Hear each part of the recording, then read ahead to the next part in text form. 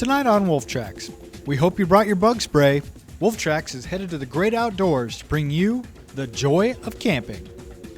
Also tonight, see what one local business is doing to feed the hungry in South Kitsap and how SK students are helping out as we visit the SK Helpline. Picasso? Van Gogh? Actually, all of this fine art was produced by the students at SK. Take a closer look as we head to the Sidney Art Gallery for our very own student art show. All of this and more on Wolf Tracks. Hello and welcome to another episode of Wolf Tracks, your favorite magazine show produced by the students of the video production class here at South Kitsap High School. I'm your host, Herman Meyer. And I'm Claire Calacunian. And if you know anything about camping, you're probably thinking rain, cold, a bad night's sleep, and freeze-dried dinner. Whoa, Claire, whoa. Obviously, you have never experienced the joys of camping. You mean like mosquito bites? Well, not quite. But why don't you take a look at a story that I produced, and you'll see what I'm talking about.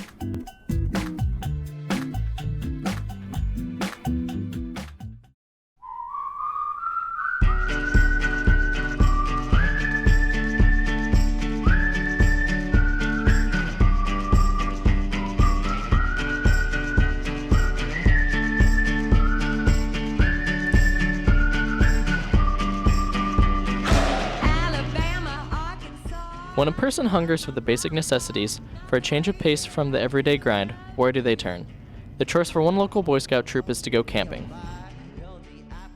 One of the main reasons for the high popularity of camping is the fact that many people are surrounded by plants, animals, and other things that they would not normally see or experience.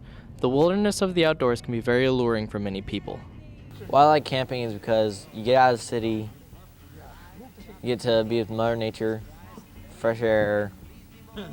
It's really nice. Usually it's sunny, which is nice, and you get to hike, which is fun activity, and that's basically it. Well, camping is fun for me.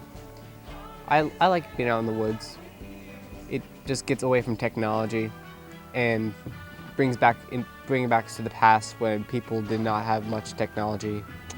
I like camping in the wilderness because it's just a good time to get away from the stress of, life, and it's a good place to hide the bodies.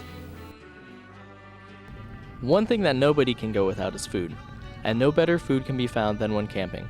When people go camping, many of them make and prepare their food for themselves. All my life I've liked food, that's apparent, but food really makes you feel better after you eat it, after you've gone on a hike. I like camping food, food that we make when we're camping, because it's just a change from the normal. It's, instead of having, say, lasagna, we're gonna have tacos. I don't know.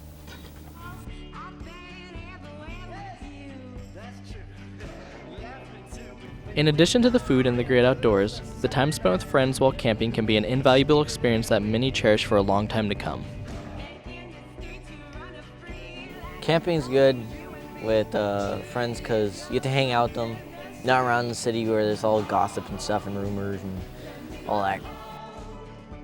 Hang out with friends while camping, it's pretty fun. You're not gonna just camp out here alone. That just won't be fun. You'd just be talking to yourself to a tree, like, what's going on? Well, when you're with your friends, there's nothing better than to crack a couple jokes and tell a few stories, and that's why I like camping. As you can see, for this local Boy Scout troop, camping is more than just pitching a tent. Camping is the experience of the outdoors, the consumption of delicious food, and an unforgettable weekend with some great friends. That is camping.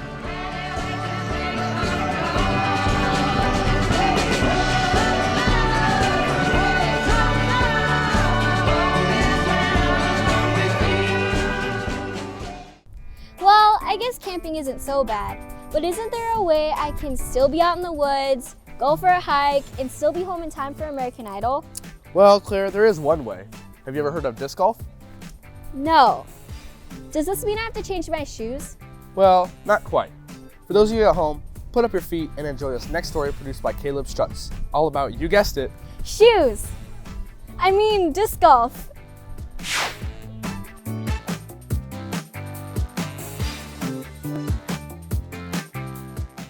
If you like hiking through the woods, if you like golf, disc golf is a sport for you. Some things to be known about this sport are the tools, the game, and if you're interested, the how to get started. First off is the types of discs.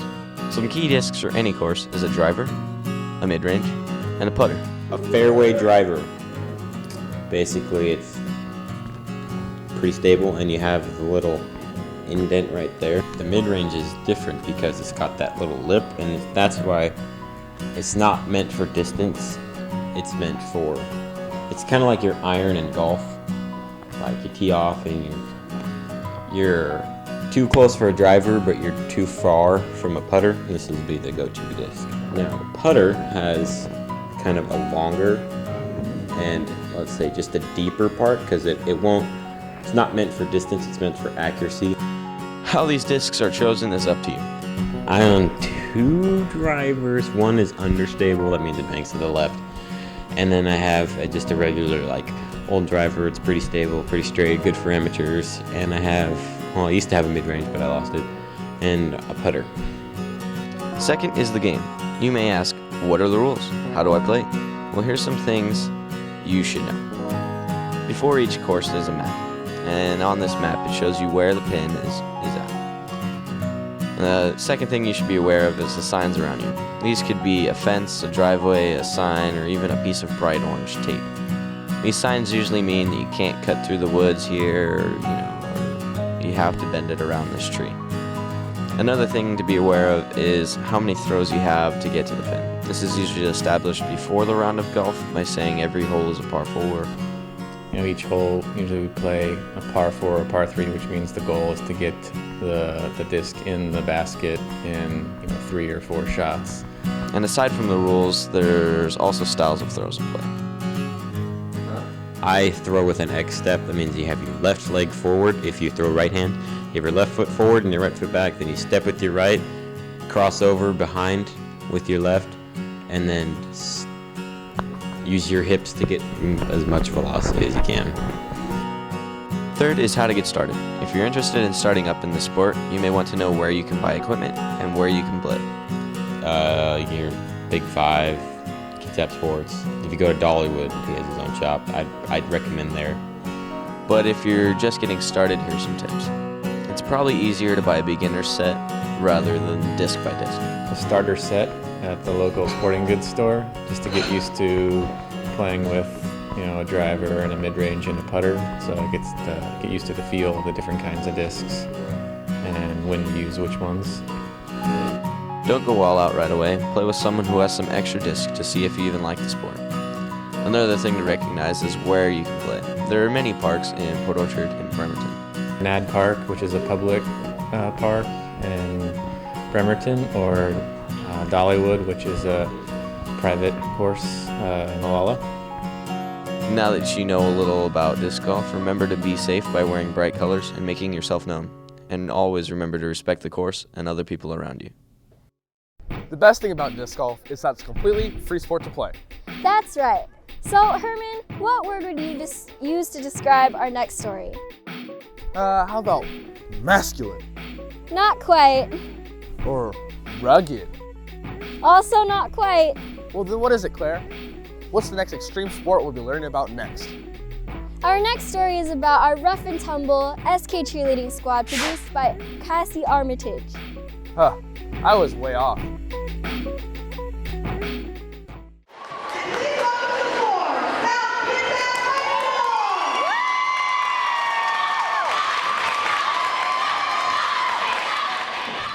You're used to seeing cheerleaders cheer on your peers from the sidelines of sporting events at South. But what you haven't seen is the South Kitsap Competitive Cheer Squad. Competitive cheer is high schools all over Washington coming to show off what they have worked on for the past 2 months. It consists of a 2-minute routine hitting some of the hardest stunts out there.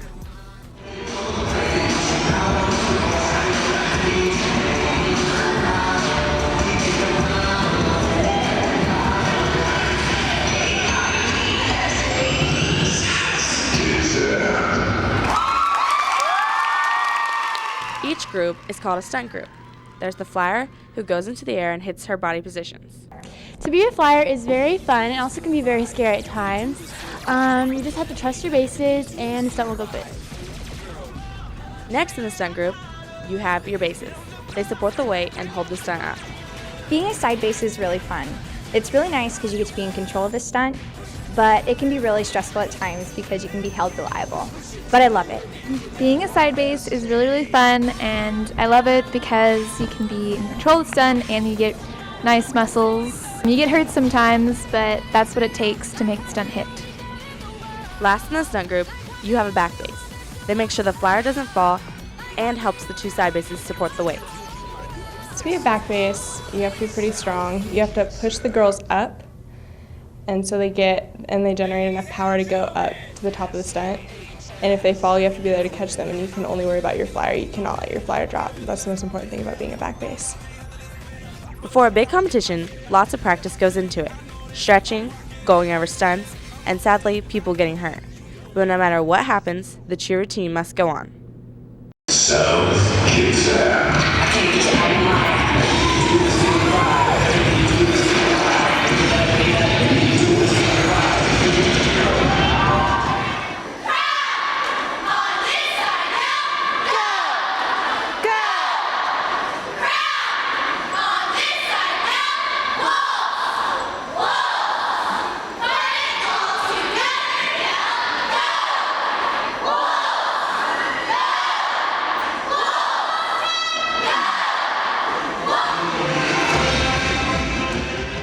No matter what happens on the floor, South Kitsap competitive cheer is a family.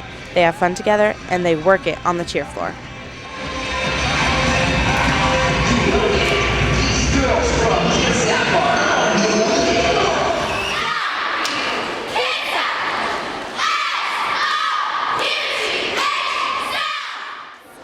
South Kitsap. Okay. So, cheerleading is a lot harder than I had previously imagined. Darn straight. But that still doesn't explain why I'm doing these push-ups. So, why do you have me doing this again? Because, Herman, you're going to want to get in shape for our next story about SK's arm drill team. Didn't our friend Aaron Kennedy do a story about them? He sure did. Now drop and give me 50. Oh, 1, 2. Check out this next story about SK's arm drill team. 59, 60, 61.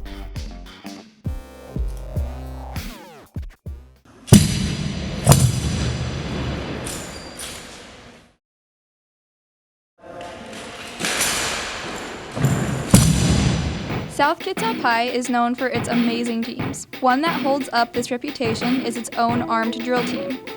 This team specializes in military drill utilizing non-functioning rifles. The military drill is actually just a complex system of orders and movements. What makes this special is the usage of rifles incorporated into the drill. The most exciting part of this is the exhibition drill.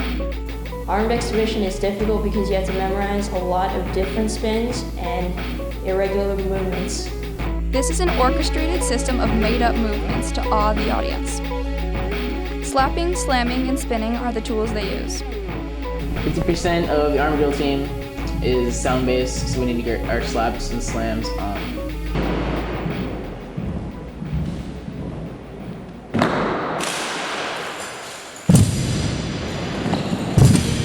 The rifles are pretty hefty and can hurt when used incorrectly.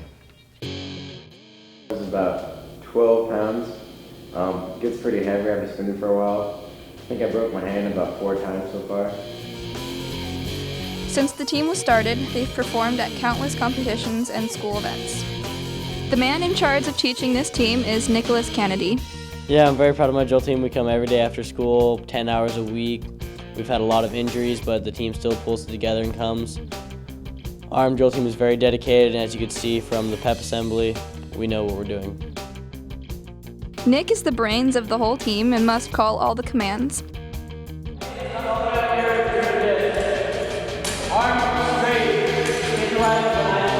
It looks simple, but timing is everything.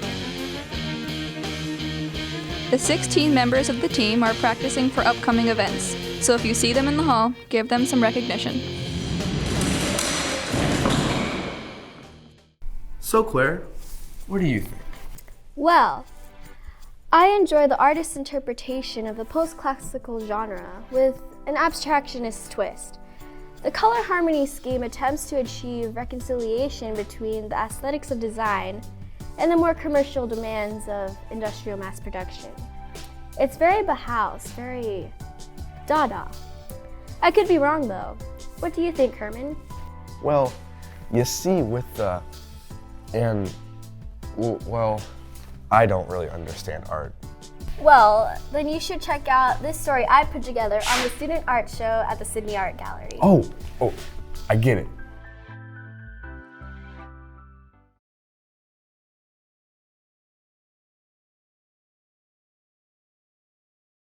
On January 9th, 2011, I ventured over to the Sidney Art Gallery in downtown Port Orchard, where I witnessed the premiere of the first day of the 36th annual Kitsap Student Art Show. There, I was amazed with all of the amazing people involved and their inspiring works.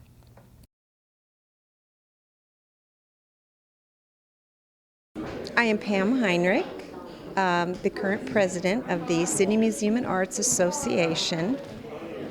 We are a nonprofit organization and we own this building. Look, we have a museum upstairs which depicts the history of the city of Port Orchard, and we have the art gallery down here. Every year in January we host a show for student art. And this happens to be the South Kitsap High School represented here, and John Cedric Junior High School is present also. Being a nationally recognized historic landmark, I can't imagine how much of an honor it must be for South Kitsap students and their teachers to have had this opportunity. I think it's wonderful to be able to expose my art to the local community. It's kind of the purpose of art, to being able to let other people see it. So I think it's really great that I get to show off my art. This is a great opportunity for kids to get their artwork out. It's a great thing to put in their senior portfolios. The Sidney Art Gallery also offers a number of scholarships for seniors in high school who are interested in pursuing a degree at an art college. This is just another great example of this community's support of South Kitsap kids. See, Herman, art isn't so difficult to comprehend. That's true, unless you're talking about the art of boys' night. Boys' night, isn't that when you and your buddies just sit around, play video games, and eat junk food? Yeah. I mean, no.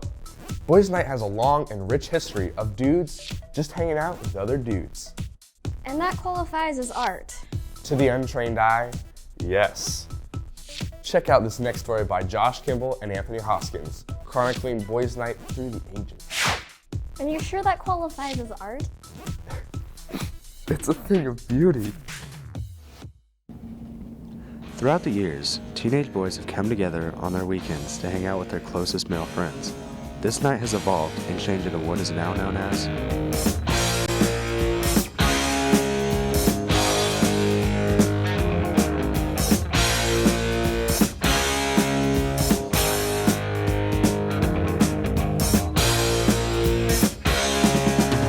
Guess who just got back today? Them wild-eyed boys that had been away haven't changed, had much to say. But man, I still think A boys' night may vary from group of friends, but for us, a typical boys' night starts off with video games. Actually, it wouldn't be video games. For us, it would be a video game, Call of Duty.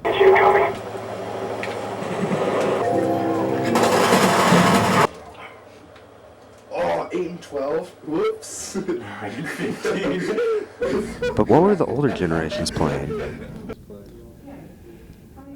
We used to go to the pizza parlor and play like Galaga and, Miss Pac-Man and Tron. Those were quality games. As the years have gone by, one thing has stayed the same: cruising.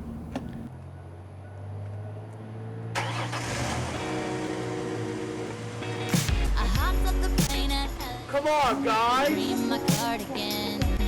Welcome to the land of fame excess. Am I gonna fit in?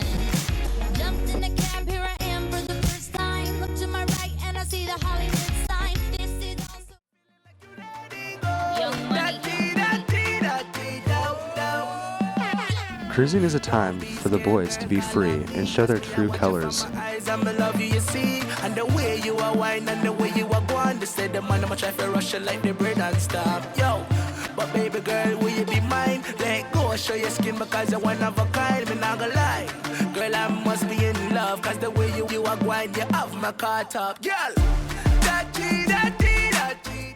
As the night continues, the dancing does not just stop in the car. It goes much further than that.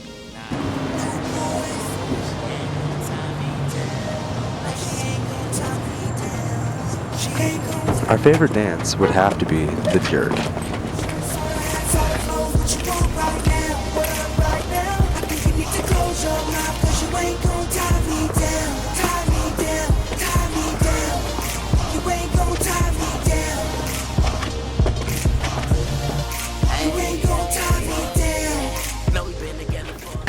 What were the previous generation's dance moves like? Popular song, I think, at least as far as guys were concerned. I don't know how girls like that. You know, they like to slow dance and stuff like that. I wasn't really into that. I was more of a maniac. Just kind of happened to have a little song right here. I could just kind of show you some moves here. And don't try these unless you're in really good shape, like me.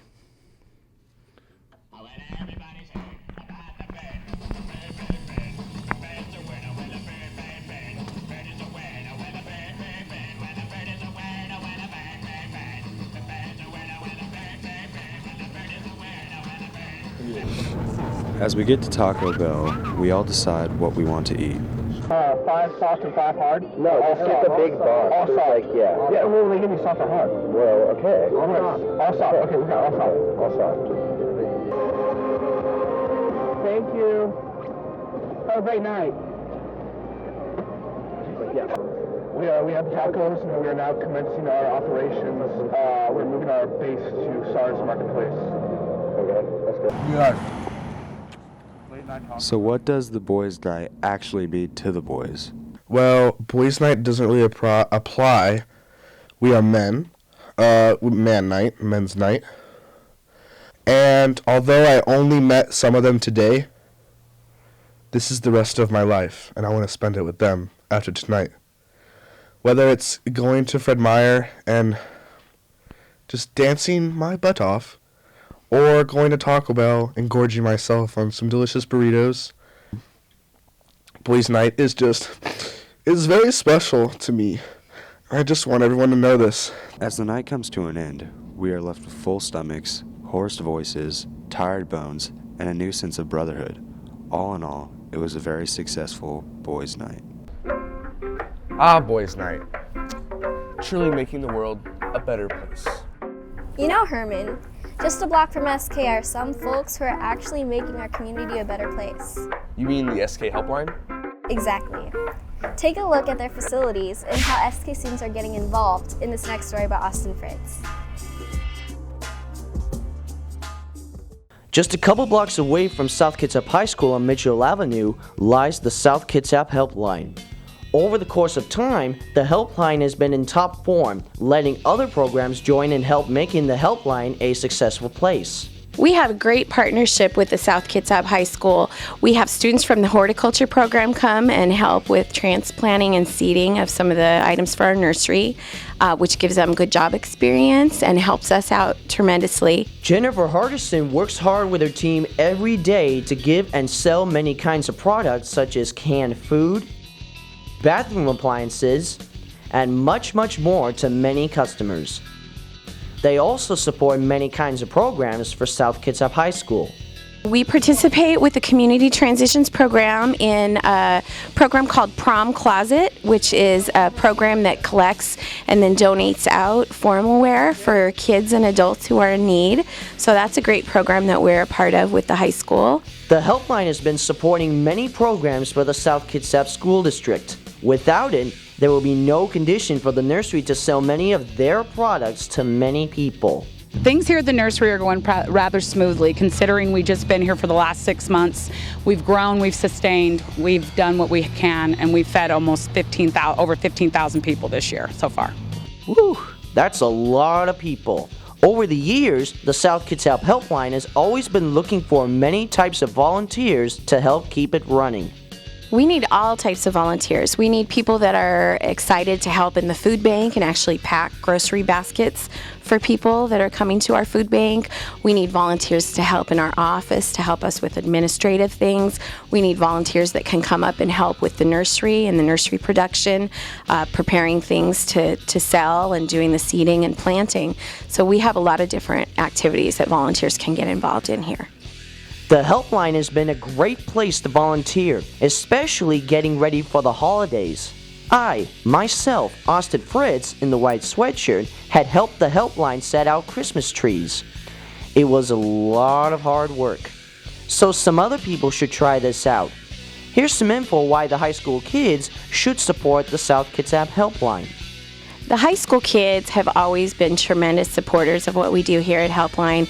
They had the big refugee camp event last spring, going into summer. That was great. The high school kids can support South Kitsap Helpline due to the convenience of the high school located just a couple blocks up the road, and they can help with our planting and our gardening for this season coming, and with our food bank, and just get a sense of the community before they go out into the big, scary world.